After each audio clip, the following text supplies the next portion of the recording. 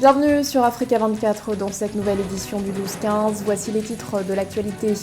Le discours du ministre togolais des Affaires étrangères Robert Dussé à la tribune de l'ONU. Le ministre s'est notamment exprimé sur le sujet du réchauffement climatique, à l'occasion de rappeler les engagements du gouvernement togolais en la matière.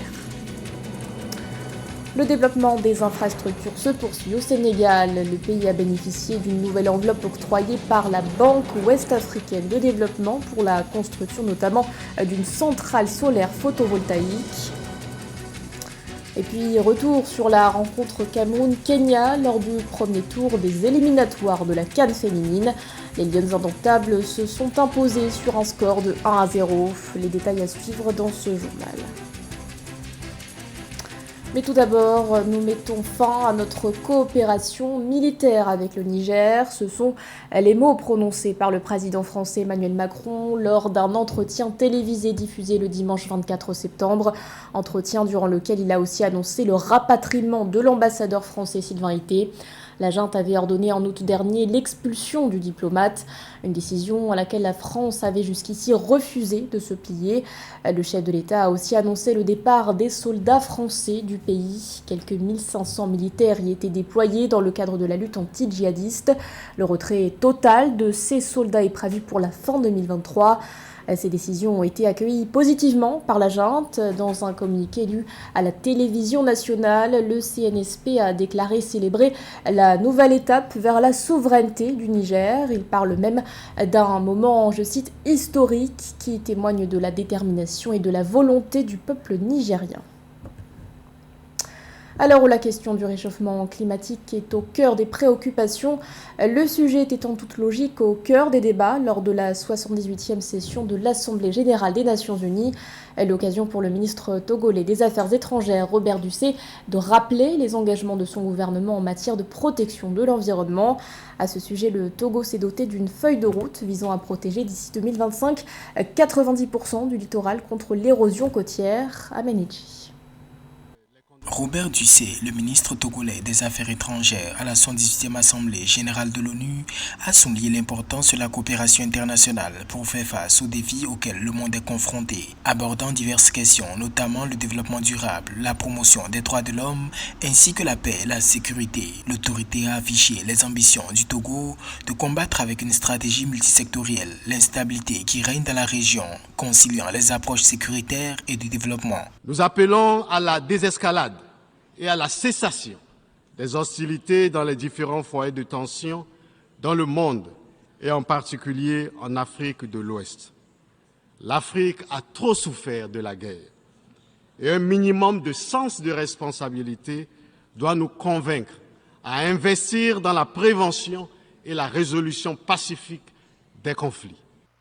En matière d'intensification des efforts nationaux et internationaux dans le cadre général de la protection et de la gestion environnementale, le Togo compte protéger 90% de ses côtes d'ici 2025. À cet effet, outre la mise en place d'un programme de reboisement d'1 milliard d'arbres, des initiatives telles que la promotion des énergies renouvelables, la mise en place d'actions plus efficaces contre les changements climatiques en rapport avec les objectifs de la COP28 restent au cœur des engagements pour la concrétisation de l'agenda 2030. Les actions multiformes que nous menons s'arriment aux engagements onusiens et africains des agendas 2030 et 2063 et s'inscrivent dans la quête commune d'un développement durable partagé par tous les membres des Nations unies.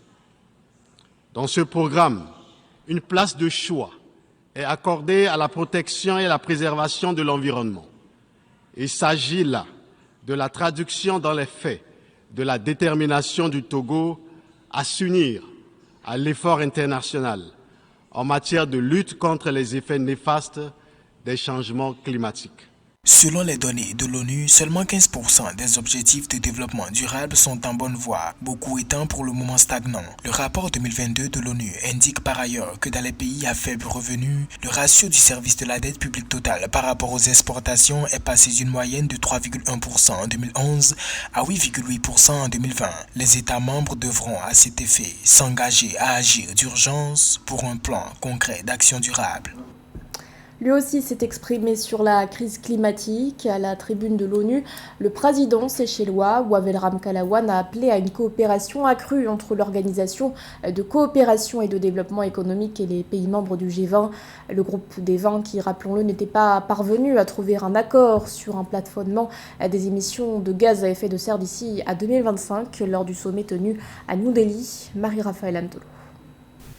Le président des Seychelles, Wavel Ramkalawan, lors de sa prise de parole le 21 septembre à l'occasion de la 78e Assemblée générale de l'ONU, a souligné que la lutte contre la crise climatique demeure une nécessité immédiate. Il a à cet effet indiqué que l'Organisation de coopération et de développement économique, le groupe des G20 et les États en tant que grands émetteurs doivent prendre des mesures décisives pour lutter contre le changement climatique. Pour le président Ramkalawan, une coopération avec toutes ces parties prenantes dans cette lutte permettra d'obtenir des résultats significatifs. Nous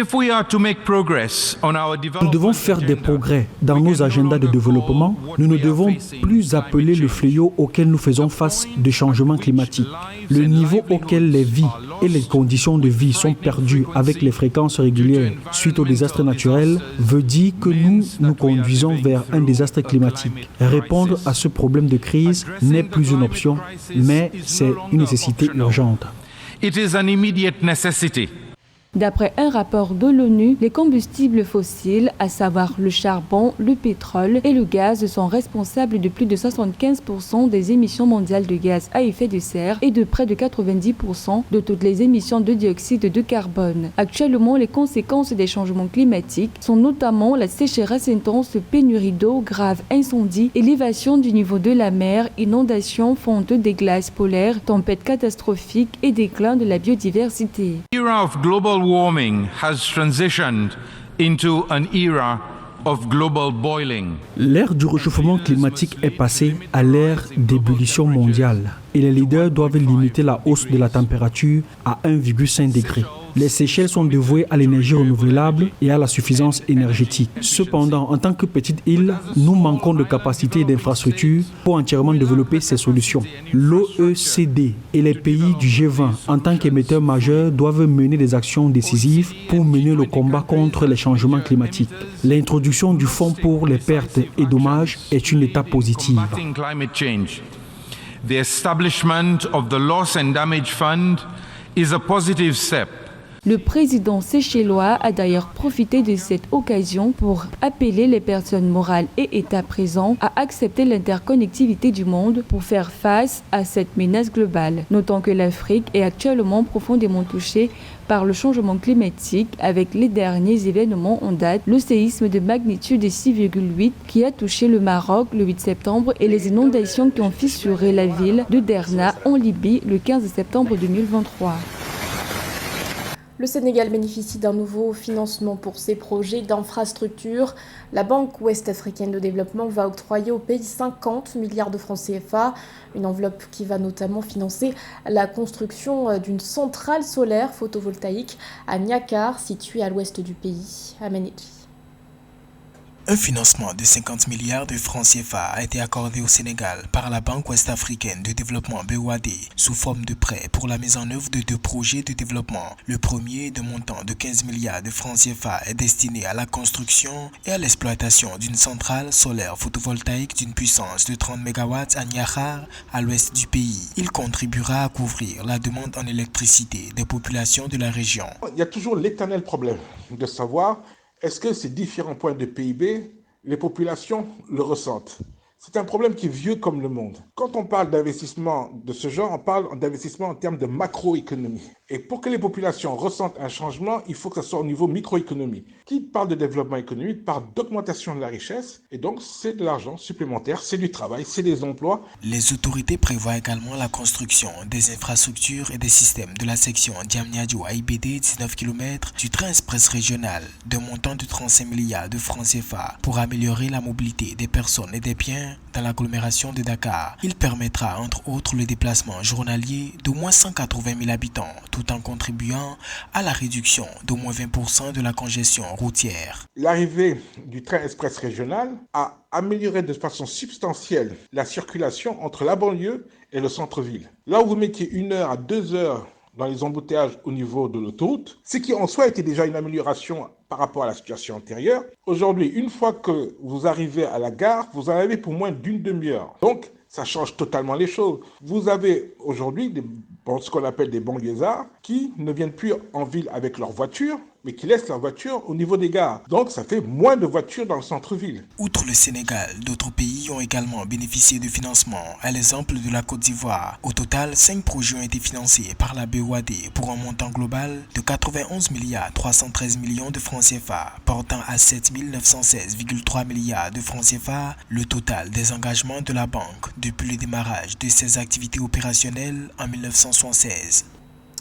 Les prix continuent de grimper au Nigeria. Selon le Bureau national des statistiques, le taux d'inflation a atteint 25,8% au mois d'août, le plus haut taux enregistré en 18 ans.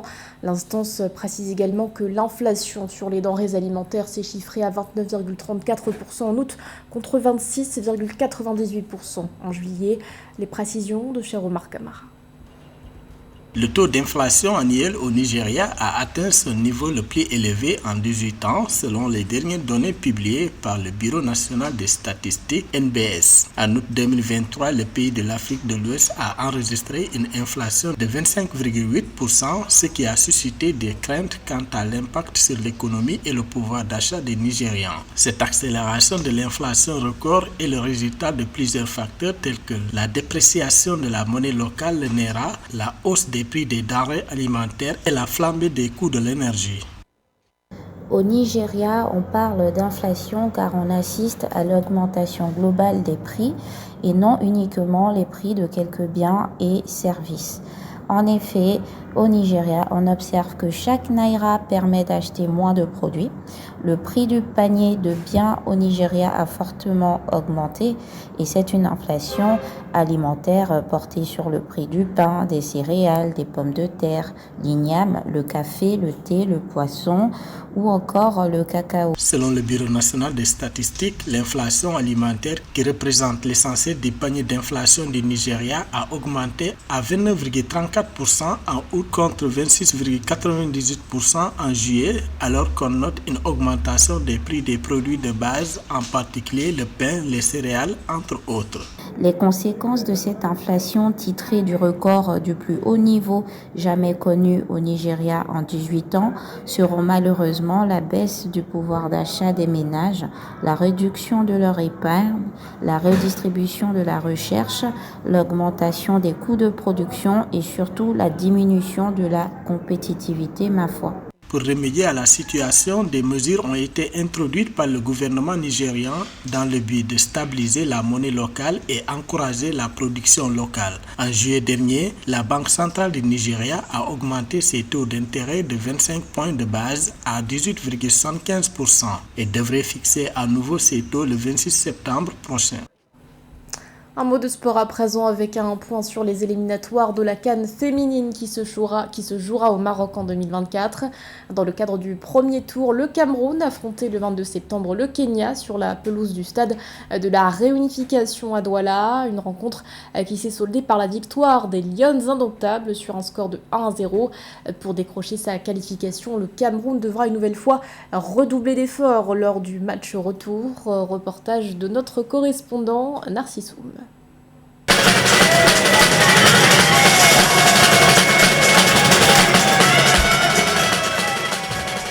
Pour la première sortie des Lions indomptables dans le cadre des éliminatoires de la CAN féminine Maroc 2024, le nouveau sélectionneur des Lions indomptables, Jean-Baptiste Bissek, a aligné au coup d'envoi une équipe complètement remaniée contre la sélection kenyane en laissant sur le banc la meilleure attaquante de l'équipe nationale, Njoya Adjara.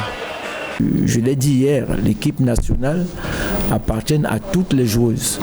Donc maintenant, il faut juste que j'ai encore un peu plus de temps. Je crois que tout de suite, dans 4 jours, c'est le match retour. Il faut aller chercher la qualification. Donc je pense que pour l'instant, l'objectif, c'est d'aller au Kenya et ramener la qualification. À la 10e minute de la première manche, sur un corner exécuté par Aboudi Ongene, que Lian Mambolambo inscrit l'unique but de la rencontre sur un coup de tête. Et dans les travées du stade de la Réunification de Douala, les fans exultent. Les entrées de Brenda Tabi, de Geneviève Ngombelek et Chou Adjara en seconde période n'y changeront rien. J'ai pris l'équipe en septembre. Et les joueuses qui sont arrivées, ça fait que 4 jours. Et je suis en train de bâtir. Je suis encore sur les fondations. Et je sors avec une victoire. C'est ce qui est positif. Le Cameroun s'impose ainsi sur la plus petite des marges et dispute le 26 septembre 2023 à Nairobi le match retour. Les Lions indomptables devront batailler dur à l'extérieur pour conserver leur avantage et continuer à espérer une qualification à la CAN féminine au Maroc en 2024. L'actualité sportive, toujours avec l'incroyable performance de Tigist Assefa au marathon de Berlin. L'athlète éthiopienne a battu le record du monde détenu jusqu'ici par la Kenyane Brigid Kosgei. Un titre obtenu en 2h11 minutes et 53 secondes. Elle a devancé la Kenyane Sheila Chepkirou et la Tanzanienne Shauri Magdalena qui se sont respectivement hissées à la 2e et 3e place du podium. Chez les hommes, Eliud Kipchoge s'est offert un 5e titre. Le coureur kényan a franchi la ligne d'arrivée en 2h, 2 minutes et 42 secondes. C'était le journal de la rédaction. Merci de l'avoir suivi. L'actualité continue sur Africa 24.